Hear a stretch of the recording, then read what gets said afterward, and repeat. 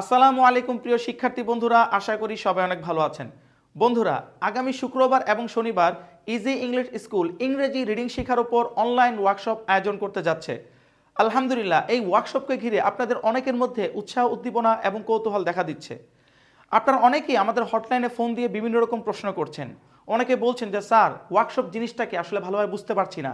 আবার অনেকে বলছেন স্যার, ওয়ার্কশপে কি মানে কিছু শিখতে পারবো, আসলে কি ভালোভাবে কিছু শিখতে পারবো।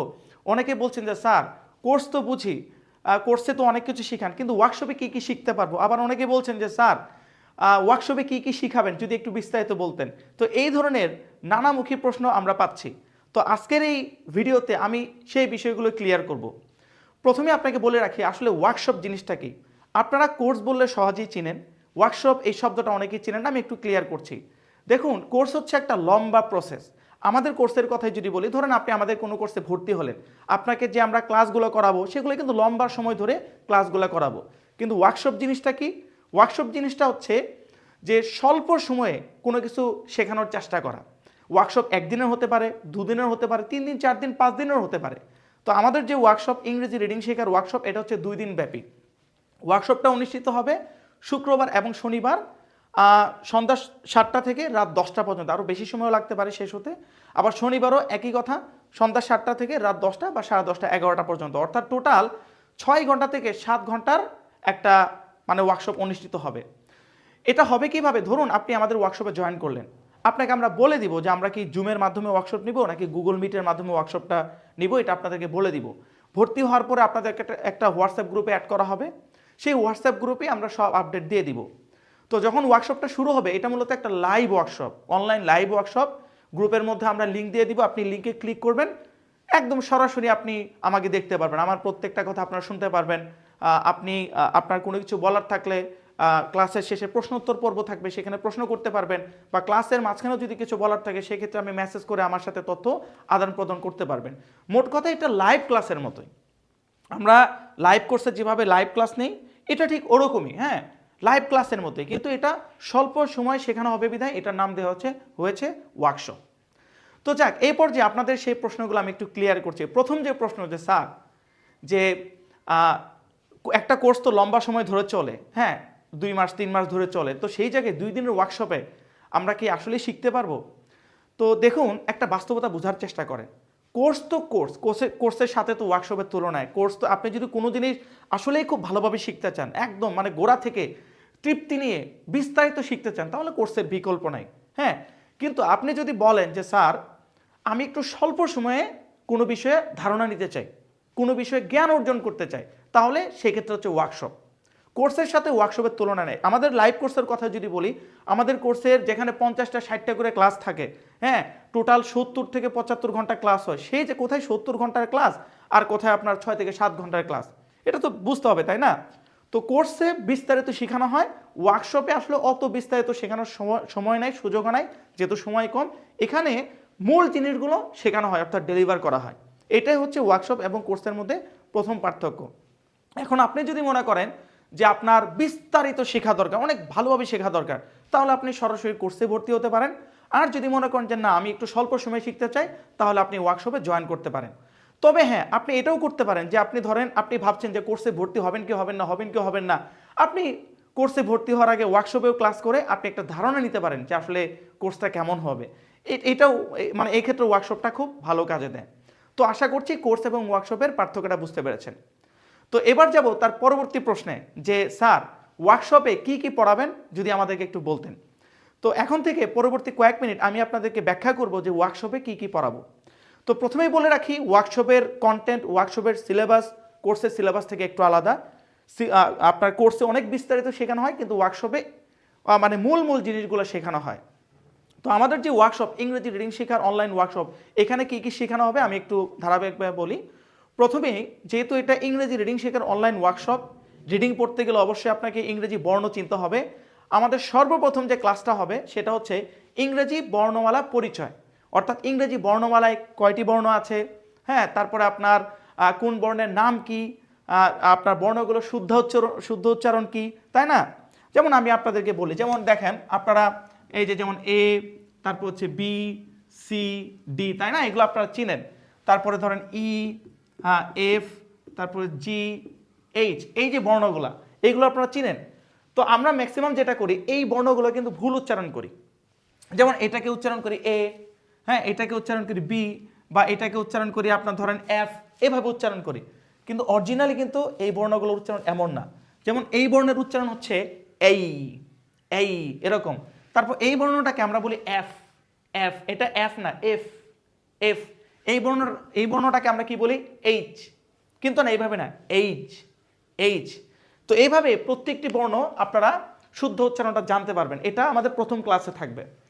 তারপরে আমরা যে টপিকটা কভার করব সেটা হচ্ছে যে আপনার ইংরেজির যে বর্ণগুলো রয়েছে কোন বর্ণ কি সাউন্ড দেয়, বাংলায় কিসের সাথে সাউন্ডগুলো মিলবে। হ্যাঁ যেমন ধরুন বি একটা বর্ণ, এই বি এর সাউন্ড কেমন, বি এর সাউন্ড হচ্ছে ব, ব এরকম বাংলা বয়ের মতো। তারপরে ধরেন সি, সি একটা লেটার, সি এর সাউন্ড কেমন, সি এর দুইটা সাউন্ড আছে, একটা হচ্ছে কয়ের মতো আর একটা হচ্ছে দন্ত সয়ের মতো। হ্যাঁ তারপরে ধরেন আপনার ডি, ডি এর সাউন্ড হচ্ছে বাংলা ডয়ের মতো। এভাবে কোন লেটার কি সাউন্ড দেয় সেটা আমরা আলোচনা করব। তো আরেকটা জিনিস বলি, ইংরেজিতে যে বর্ণগুলো রয়েছে এই বর্ণগুলোকে দুই ভাগে ভাগ করা যায়, ভাওয়াল এবং কনসোনেন্ট। এগুলো আমি কনসোনেন্ট দেখালাম। তো ভাওয়াল, ভাওয়াল কখন কি সাউন্ড দেয় সেই জিনিসটাও আমরা দেখাবো। তো কনসোনেন্টের একটা ব্যাপার কি, কনসোনেন্টের সাউন্ডগুলো ফিক্সড, হ্যাঁ, কিন্তু ভাওয়ালের যে ব্যাপার সেটা হচ্ছে ভাওয়ালগুলো এক এক সময় এক এক রকম সাউন্ড দেয়। যেমন ধরুন এ একটা ভাওয়াল, হ্যাঁ এ একটা ভাওয়াল, এটা এমন একটা লেটার যে এটা জায়গা ভেদে বিভিন্ন রকম সাউন্ড দেয়। কখনো এটা সাউন্ড দেয় এ এরকম, আবার কখনো সাউন্ড দেয় এই, হ্যাঁ আবার কখনো সাউন্ড দেয় আপনার অ, আবার কখনো সাউন্ড দেয় হালকা আ, এরকম আর কি বিভিন্ন রকম সাউন্ড দেয় এটা। তারপর আরেকটা দেখায় যেমন এ ই এর কথা যদি বলি, ই, ই এর সাউন্ড কখনো হয় এ, আবার কখনো হয় ই, হ্যাঁ আবার কখনো আপনার আবার এ হয়, মানে এইভাবে আর কি বিভিন্ন রকম সাউন্ডগুলো হয়। তো এইভাবে ভাওয়ালগুলো কখন কি সাউন্ড দেয় এই বিষয়গুলো আলোচনা করা হবে আমাদের এই ওয়ার্কশপে। তারপরে এই ভাওয়ালের সাথে আপনার কনসোনেন্ট জোড়া দিয়ে কিভাবে একটা শব্দ উচ্চারণ করতে হয় এই বিষয়টাও শেখানো হবে। একটু খেয়াল করুন, ধরুন একটা শব্দ যেটা আমি লিখি বিএটি, হ্যাঁ খুবই কমন একটা শব্দ আপনারা সবাই জানেন, কিন্তু তারপর আমি বোঝানোর জন্য বলছি। খেয়াল করুন এখানে তিনটে লেটার আছে বি, এই, টি, এটা তো আলাদা আলাদা। আপনারা অনেকেই আমাদেরকে ফোন দিয়ে বলেন যে স্যার আমরা বানান করতে পারি কিন্তু উচ্চারণ করতে পারি না। তো দেখেন উচ্চারণ কিভাবে করতে হয়। এখানে বি এর যে সাউন্ড, বি এর সাউন্ড হচ্ছে ব, ব বয়ের মতো। তারপরে এখানে এ যে আছে এই এর সাউন্ড হচ্ছে কেমন হবে, ভাওয়ালের সাউন্ড নির্ণয় করতে হলে প্যাটার্ন বুঝতে হবে। আমরা দেখতে পাচ্ছি ভাওয়ালের পরে একটা কনসোনেন্ট আছে, তো ভাওয়ালের পরে যদি কনসোনেন্ট থাকে তাহলে ভাওয়ালের সাউন্ডটা এ, মানে ভাওয়াল না এ, এখানে এর সাউন্ড হবে এ। তাহলে এর সাউন্ডটা কি করতে হবে, এর সাউন্ডটা আগের কনসোনেন্টের সাথে মিলায় পড়তে হবে। তো আগের কনসোনেন্টের সাথে যদি মিলায় পড়ি তাহলে বি এর সাউন্ড ব এরকম, এর সাউন্ড হচ্ছে এ, তাহলে দুটা মিলে এলে ব্যা, আর টি এর সাউন্ড হচ্ছে টয়ের মতো, তাহলে এটা এই তো ব্যাট, তাই না। তো এই যে ভাওয়ালের সাথে কনসোনেন্টের সাউন্ডকে কিভাবে মিলানো হলো এই জিনিসটাও আমাদের এই ওয়ার্কশপে শেখানো হবে, ঠিক আছে। তারপর আরো একটা টপিক থাকবে আমাদের এখানে, সেটা হচ্ছে যে যদি দুইটা কনসোনেন্ট একসাথে হয় তখন উচ্চারণটা কেমন হবে। যেমন একটা শব্দ দেখি আমরা পি এল এ এন, হ্যাঁ এখানে দেখেন পি একটা কনসোনেন্ট, এল একটা কনসোনেন্ট, তাই না। তো দুটি কনসোনেন্ট একসাথে আছে। তো এইভাবে ইংরেজিতে অনেক জোড়া কনসোনেন্ট আছে যেগুলোকে কনসোনেন্ট ব্লেন্ড বলে। তো এইভাবে কনসোনেন্ট ব্লেন্ড আসলে উচ্চারণটা কিভাবে হয় এবং কনসোনেন্ট ব্লেন্ডের সাথে ভাওয়ালের সাউন্ড কিভাবে জোড়া দিয়ে পুরো শব্দটাকে উচ্চারণ করতে হয় এই জিনিসটাও আমাদের এই কোর্সে শেখানো হবে। কোর্স বলতে সরি ওয়ার্কশপে শেখানো হবে। তো এই শব্দটার উচ্চারণ কি, এই শব্দটার উচ্চারণ হচ্ছে প্ল্যান, পি এল এর সাউন্ড হচ্ছে প্ল এরকম, এর সাউন্ড হচ্ছে এ, এন এর সাউন্ড হচ্ছে দন্ত নয়ের মতো। সম্পূর্ণ শব্দের উচ্চারণ কি প্ল্যান, ঠিক আছে। তো এই ধরনের বিষয়গুলো শেখানো হবে আমাদের কোর্সে। তো ইংরেজিতে আরও কিছু জোড়া কনসোনেন্ট আছে যেখানে একটু ডিফারেন্ট টাইপের সাউন্ড পাওয়া যায়। যেমন ধরেন একটা উদাহরণ সিএইচ ও পি, হ্যাঁ এখানে খেয়াল করেন সি একটা কনসোনেন্ট, এইচ একটা কনসোনেন্ট, তাই না। এখানে সি এবং এইচ মিলে যে সাউন্ডটা দিবে সেটা হচ্ছে চে, চে এরকম চয়ের মতো একটা সাউন্ড দিবে। তো এখানে সিএইচ এর সাউন্ড যদি চয়ের মতো হয় এটা চয়ের মতো সাউন্ড, আর এখানে ও এর সাউন্ড হবে অ, এই সাউন্ডটা এটার সাথে মিশে যাবে তখন হবে চ, আর পি এর সাউন্ড হবে প এর মতো, তাহলে এই শব্দের উচ্চারণ কি চপ। বুঝতে পেরেছেন। তো এই ধরনের শব্দগুলো আমাদের এই ওয়ার্কশপে আলোচনা করা হবে। তারপরে আরেকটা উদাহরণ আমরা দেখতে পারি যে অনেক শব্দের মধ্যে দেখবেন যে জোড়া ভাওয়াল রয়েছে, মানে দুটা ভাওয়াল একসাথে রয়েছে। হ্যাঁ, শব্দের মধ্যে যখন দুটা ভাওয়াল একসাথে থাকে তখন তার উচ্চারণ কিভাবে হবে।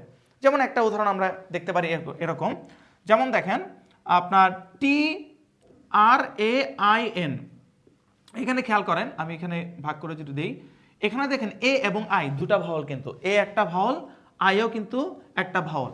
তো এই যে জোড়া ভাওয়ালটা হলো, জোড়া ভাওয়াল হলে এই শব্দের উচ্চারণ মানে উচ্চারণটা কিভাবে নিতে হবে। হ্যাঁ, TR এটা একটা কনসোনেন্ট ব্লেন্ড, TR এর সাউন্ড হচ্ছে ট্রে এরকম, এ এবং আই এর সাউন্ড হচ্ছে এই এরকম। তো এই সাউন্ডটাকে এর সাথে মিলিয়ে দিতে হবে, তাহলে উচ্চারণ হবে ট্রেই ট্রেই, এবং উচ্চারণটা গিয়ে থামবে এন এর উপর, তাহলে সম্পূর্ণ শব্দের উচ্চারণটা হবে ট্রেইন ট্রেন। ট্রেন মানে কি? ট্রেন মানে ওই ট্রেন গাড়ি আর কি। হ্যাঁ, তো আমরা কিন্তু জানি। তো এই ধরনের যে শব্দগুলো রয়েছে, যেখানে আপনার আমি জাস্ট একটা একটা করে এক্সাম্পল দেখাচ্ছি। হ্যাঁ, 15 মিনিটে পুরো সিলেবাসটা বোঝানোর চেষ্টা করছি, কিন্তু আমাদের ওয়ার্কশপ হবে 6 ঘন্টার। এখানে তো একটা দিচ্ছি, সেখানে তো একটা দিব না, আরও বেশি উদাহরণ দিব, আরও ভালোভাবে বোঝাবো ইনশাল্লাহ।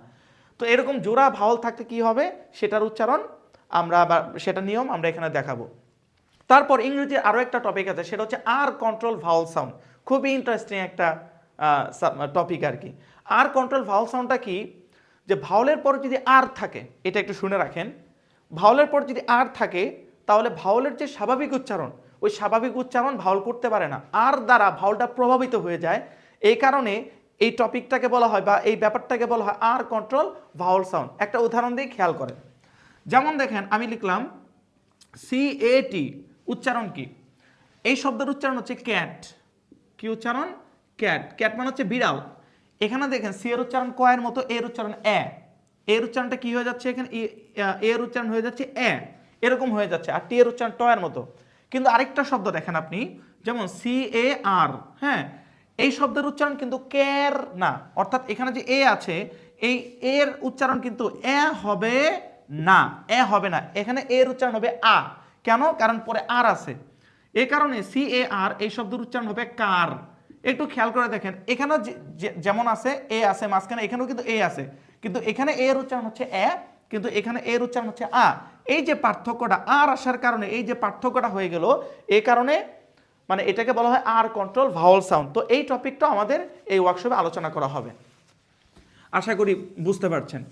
তারপর খেয়াল করুন, ইংরেজিতে কিছু বর্ণ আছে যেগুলো শব্দের মধ্যে অনুচ্চারিত থাকে, হ্যাঁ, মানে সাইলেন্ট থাকে, সেগুলোকে ইংরেজিতে সাইলেন্ট লেটার বলে। হ্যাঁ, তো এরকম একটা উদাহরণ দেখেন, যেমন দেখেন KNIFE, হ্যাঁ, খেয়াল করে দেখেন এখানে শব্দটা শুরু হয়েছে কি দিয়ে?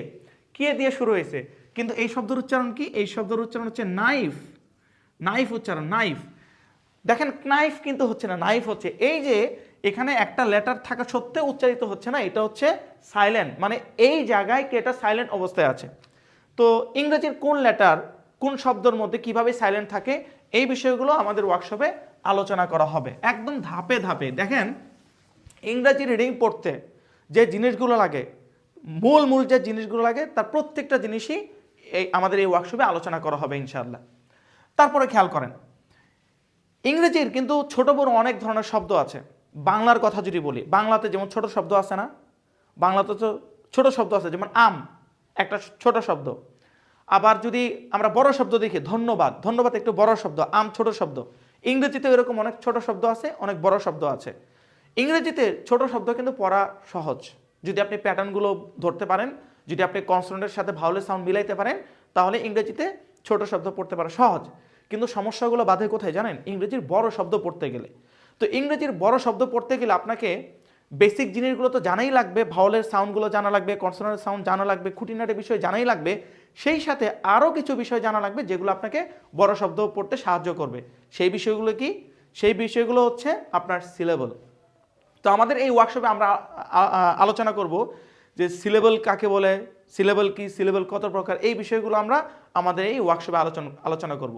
বিশেষ করে ইংরেজি বড় শব্দ পড়তে যে জিনিসটা আমাদের সবচেয়ে বেশি কাজে লাগে সেটা হচ্ছে সিলেবল ডিভিশন প্যাটার্ন।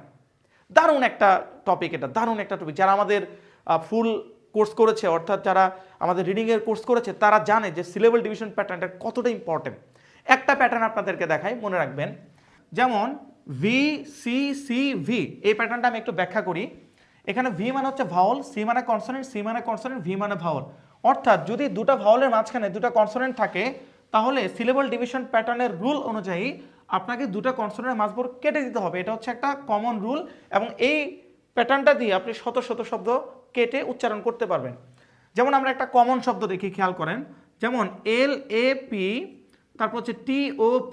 এই শব্দটা যদিও কমন, কিন্তু আমি একটু ব্যাখ্যা করি তাহলে বিষয়টা ভালো লাগবে। এই শব্দটা এখান থেকে উচ্চারিত হবে, মানে এখান থেকে উচ্চারণ শুরু হবে, এখানে গিয়ে শেষ হবে। তো এখান থেকে যে আপনি এখানে যাবেন, আপনি কিন্তু পুরোটা একটানে পড়তে পারবেন, আপনাকে অবশ্যই থামতে হবে, মাঝখানে কোথায় স্টপেজ দিতে হবে। তো আপনি কোথায় থামবেন, কোথায় কাটবেন, এই ক্ষেত্রে আমাদের প্রয়োজন হবে হচ্ছে সিলেবল ডিভিশন প্যাটার্ন। যেমন আমরা একটা প্যাটার্ন অ্যাপ্লাই করি, খেয়াল করেন, সিলেবল ডিভিশন প্যাটার্ন অ্যাপ্লাই করার নিয়ম হচ্ছে আপনাকে একটা ভাউল থেকে আরেকটা ভাউল পর্যন্ত গুনতে হবে, গুনে গুনে যেতে হবে। তো এটা হচ্ছে ভাউল, এ হচ্ছে ভাউল, পি হচ্ছে একটা কনসোনেন্ট, টি কনসোনেন্ট, আবার ও হচ্ছে আরেকটা ভাউল। তাহলে এই বরাবর আমাকে কেটে দিতে হবে। যখন আমি এই বরাবর কাটবো তখন কি হবে, যে খেয়াল করেন যে এটা একটা অংশ হয়ে গেল, এই অংশের উচ্চারণ হচ্ছে ল্যাপ, হ্যাঁ, আবার ওইটা একটা অংশ হয়ে গেল, ওই অংশের উচ্চারণ হচ্ছে টপ। তাহলে এই সম্পূর্ণ শব্দের উচ্চারণটা হয়ে গেল ল্যাপটপ। কি হয়ে গেল? ল্যাপটপ। এরকম বেশ কিছু প্যাটার্ন আছে যে প্যাটার্নগুলোই মানে অ্যাপ্লাই করে আপনি অনেক বড় বড় শব্দ আপনি কাটতে পারবেন। তো এই জিনিসগুলো আমাদের কোথায় শেখানো হবে? এই ওয়ার্কশপে শেখানো হবে ইনশাআল্লাহ। এছাড়াও ইংরেজি রিডিং পড়তে আরও যেসব খুঁটিনাটি এবং আনুষঙ্গিক বিষয় আলোচনা করা দরকার ইনশাআল্লাহ আমরা আলোচনা করব। তবে একটা কথা আবারও বলি, কোর্স, ওয়ার্কশপ। একটা কোর্স যেটা কমপ্লিট করতে 50টা 60টা ক্লাস লাগে, হ্যাঁ, দীর্ঘ সময় লাগে। সেই কোর্সের পড়াগুলো মূল কথাগুলো নিয়ে ওয়ার্কশপটাকে সাজানো হয়েছে। তবে আমি বিশ্বাস করি যে আপনারা যদি মনোযোগ সহকারে এই প্যাটার্নগুলো আয়ত্ত করতে পারেন, অর্থাৎ ওয়ার্কশপে যে রুলসগুলো শেখানো হবে, প্যাটার্নগুলো শেখানো হবে, এগুলো যদি আয়ত্ত করতে পারেন এবং এগুলো যদি আপনি যথাযথ প্রয়োগ করতে পারেন, এটাই আপনার ইংরেজি রিডিং শেখার জন্য যথেষ্ট। আর আপনার যদি মনে হয় যে না আমি মনে হয় এটা পারবো না, তাহলে আপনি ডিরেক্ট রিডিং কোর্সে চলে আসতে পারেন। বা এটাও করতে পারেন যে আপনি রিডিং কোর্স করার আগে আপনি এটাই দেখলেন যে দেখি কি অবস্থা, এটা হয় কি না। তো আপনি যে কোনো সিদ্ধান্তে আপনি আসতে পারেন। তো আশা করছি আপনাদের যে প্রশ্নগুলো মনের মধ্যে ছিল প্রত্যেকটা প্রশ্ন উত্তর আমি দিতে পেরেছি। প্রথম কথা, ওয়ার্কশপ এবং কোর্সের পার্থক্য আপনারা বুঝতে পেরেছেন। এবং যে প্রশ্নটা অনেকেই করছিলেন যে আপনারা ওয়ার্কশপে শিখতে পারবেন কিনা, তো আপনি একটু ভাবেন যে এই মূল জিনিসগুলো মানে আপনার কি বলে ইংরেজি আলফাবেট, অর্থাৎ বর্ণমালা পরিচিতি, তারপর আপনার কোন ভাউল কি সাউন্ড দিবে, কনসোনেন্ট কি সাউন্ড দিবে, ভাউলের শর্ট সাউন্ড, ভাউলের long sound, consonant blend, consonant digraphs, হ্যাঁ, তারপরে আপনার silent letter, syllable division pattern, ও সাফিক্স প্রিফিক্সও থাকবে। উদাহরণ, ভিডিওটা লম্বা হয়ে যাচ্ছে, মুখে বলে দিচ্ছি, সাফিক্স প্রিফিক্স থাকবে। মানে ইংরেজি রিডিং পড়তে যে জিনিসগুলো দরকার, মূল জিনিস, সেগুলো ইনশাল্লাহ আমাদের এই লাইভ ওয়ার্কশপে আলোচনা করা হবে। তো আশা করছি আপনারা ক্লিয়ার একটা ধারণা পেয়েছেন। তাহলে দেরি না করে স্ক্রিনে দেখানো নাম্বার ফোন করে আপনার সিটটি কনফার্ম করুন। ইনশাল্লাহ দেখা হচ্ছে লাইভ ওয়ার্কশপে। আসসালামু আলাইকুম।